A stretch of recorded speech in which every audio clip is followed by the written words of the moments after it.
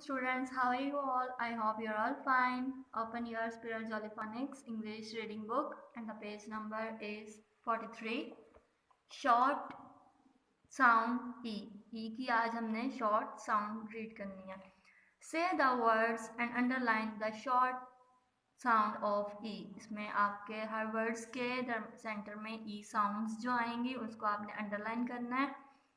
सबसे पहले आप फर्स्ट में HEN हैन हैन इसके सेंटर में क्या है E साउंड है hen. FED fat fat. JET jet jet. Next NET net net. WEB web web. Web कहते हैं मकड़ी के जाले को. BED bed bed.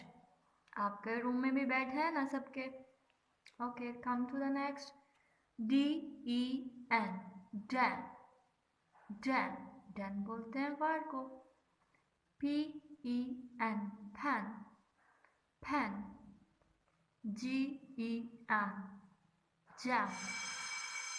Repeat with me. Hen hen बोलते हैं मुर्गी को.